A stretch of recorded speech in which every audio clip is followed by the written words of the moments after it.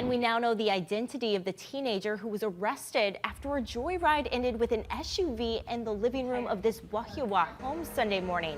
19-year-old Romani Kabulizan Norman now faces a charge of reckless driving. Eddie Dowd spoke to neighbors who described the antics leading up to the crash. Witnesses say a group of teens was driving down Kilani Avenue doing donuts when they lost control of their vehicle and slammed into this home behind me. I didn't actually expect someone to go crashing through the fence and into the house. The two who live inside say they were spending the quiet Sunday morning gardening when around 9:45 they heard a boom. I thought something had fallen over on top of my husband outside.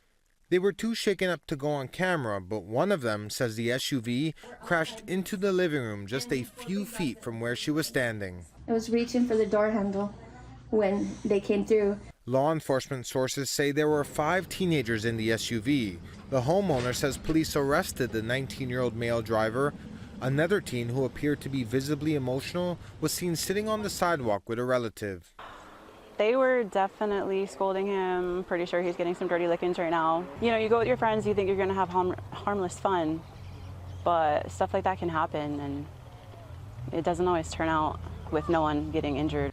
Some in this community say joyriding is common, but it's the first they've seen it end like this. I'm sure it's not just in Wahiawa, but we do see a lot of speeding, not only with vehicles, we see a lot of dirt bike riders, we see a lot of electric bikes, and I think part of the problem is that parents, family members, especially the adults, we don't know where our children are. The two residents hope the dangerous incident sends a message to youth to think twice before cruising on the streets.